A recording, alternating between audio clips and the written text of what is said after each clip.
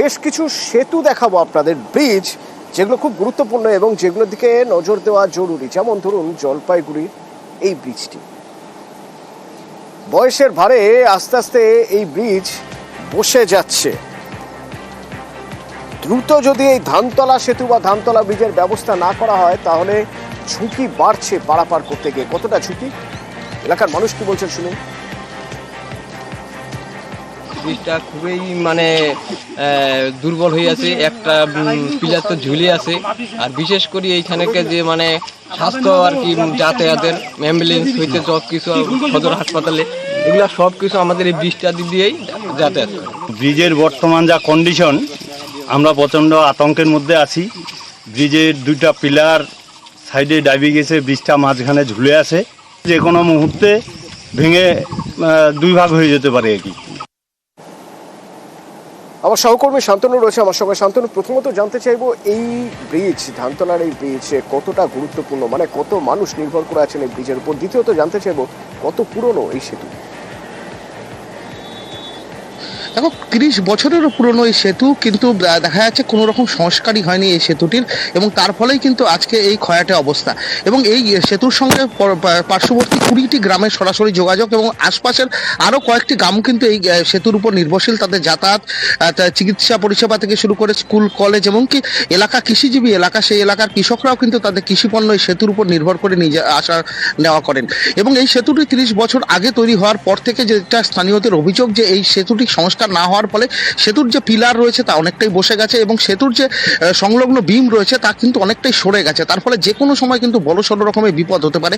আশপাশেই রয়েছে আরও 3টি বিএসএফ এর ক্যাম্প, বিএসএফ এর গাড়িও এই সিপাহীপাড়ার যে বিএসএফ ক্যাম্প রয়েছে সেখানকার যে বিএসএফ জওয়ান রয়েছেন তাদের যে গাড়ি, সেই গাড়িও কিন্তু এই সেতুর উপর দিয়ে নির্ভরশীল এবং সেতু দিয়ে যাতায়াত করেন।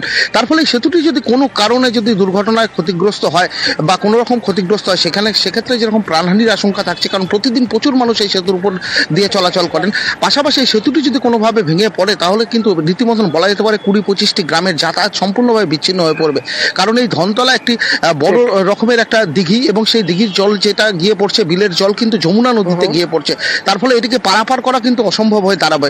ফলে সেখানকার রীতিমতন 20 থেকে 25টি গ্রামের মানুষ সরাসরি বিচ্ছিন্ন হয়ে পড়বে। বিএসএফ জওয়ান যারা রয়েছেন, বিএসএফ ক্যাম্প রয়েছে, পাশাপাশি মানুষ বিচ্ছিন্ন হয়ে পড়বে যদি এই সেতু ভেঙে যায়, সেতু যদি আর পারাপারের অযোগ্য হয়ে যায়। থেকেই খুব খারাপ অবস্থায় আছে, তো এদিক দিয়ে অনেক লোকই যাতায়াত করে, কিন্তু এখন যা পরিস্থিতি সেতুটার যে কোনো মুহূর্তে এটা ভেঙে যেতে পারে এবং মানুষের প্রাণহানিও ঘটতে পারে, এই অবস্থায় আছে। তো আমরা এর জন্য অনেকবার চেষ্টা করেছিলাম, কিন্তু কোনো কিছুই সুরাহা হয়নি। তাও প্রায় 30-32 বছর কোনো সংস্কার হয়নি না। ওদিকে আলিপুরদুয়ারের গিরিয়া সেতু, দীর্ঘদিন ধরে এই সেতুর হাল খারাপ, তা বারবার করে অভিযোগ করার পরেও প্রশাসন নাকি শুনছে না। মাঝখানে গর্ত হয়ে গিয়েছে, আবার লোহা রড ভেঙে ঝুলছে।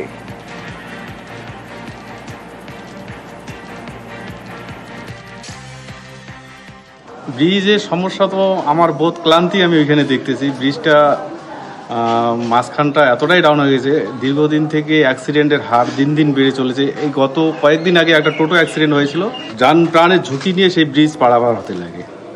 এতটাই ছাত্রছাত্রীদের যাতায়াতের এতটা অসুবিধা। ব্রিজটা হলে আমরা সবাই হাজার হাজার লোক উপকৃত হব। রাজকুমার, প্রায় 30 বছর ধরে এই সেতু আস্তে আস্তে পরিস্থিতি আরো খারাপ হচ্ছে। তো আগে থেকে বারবার অভিযোগ জানানোর পরেও এখনো এই গিরিয়া সেতুর কোনো রকম কোনো মেরামতির ব্যবস্থা না হওয়ার কারণ কি?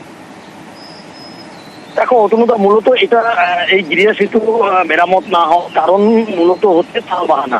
প্রশাসনিক যে তালবাহানা, সেই তালবাহানাতেই কিন্তু কার্যত এই সেতুটি মেরামত হচ্ছে না। এবং এই সেতুর অবস্থা দেখলেই বোঝা যাচ্ছে যে সেতুটির অবস্থা কি আছে। এটা শুধু আলিপুরদুয়ার যে জেলার একটি অংশের সমস্যা নয়, সংলগ্ন কোচবিহার এবং আলিপুরদুয়ার জেলার বিস্তীর্ণ এলাকার কয়েক হাজার মানুষ কিন্তু এই সেতু দিয়ে যাতায়াত করেন। তারা তাদের নিত্য প্রয়োজনীয় সামগ্রী বিক্রি করবার জন্য এখান দিয়ে নিজে যাতায়াত করেন, ছাত্রছাত্রী সকলেই যাতায়াত করেন। কিন্তু প্রশাসনিক তালবাহানাতেই, কিন্তু প্রশাসনিক গাফিলতিতেই এই সেতু মেরামত হচ্ছে না বলে অভিযোগ তুলেছেন স্থানীয়রা। অতনুদা, ধন্যবাদ। আমাদের প্রশ্ন হলো, কাঁঠালবাড়ি জিপিটা হলো বিজেপির আর 2 বারের বিধায়ক, তারা কি কাজ করলো? তারা সিলিন্ডার করুক না, আমরা করে দিচ্ছি। আর ডায়লগ বড় বড় দিবে, ভাষণ বড় বড় দিবে বিজেপির নেতারা কাঁঠালবাড়িতে এসে, যে এই ব্রিজ করে দেব, এই রাস্তা করে দেব। এই অবধি একটা সিসি রোডও করতে পারেনি, একটা ব্রিজও করতে পারেনি। কিন্তু আমরা দায়িত্ব নিয়ে বলছি, আমরাই করব, ওই ব্রিজ আমরাই করব। কিন্তু এরা বলুক না যে আমরা করতে পারছি না। কোচবিহারের সিতাইয়ের বিজয় বৈদ্য সেতু অত্যন্ত গুরুত্বপূর্ণ সেতু। এবার এই সেতুতে ওঠার যে অ্যাপ্রোচ রোড, সেই অ্যাপ্রোচ রোডের হাল যদি দেখেন আপনি, তাহলে ভাবুন যে সেতুতে উঠবেন কি করে। একবার দেখুন অবস্থা, এরপর দেখাচ্ছি আপনাকে সেতুর অবস্থা। দেখুন ব্রিজের কি অবস্থা, মরচে পড়ে গেছে। ভারী গাড়ি উঠলে ব্রিজ কাঁপছে, এমন অবস্থা এলাকার মানুষ ধরেই নিয়েছেন এ আর সারানো যাবে না। যদি পাশে আরেকটা এরকম ব্রিজ বানিয়ে দেওয়া যায়, সেই আবেদনই তারা করছে।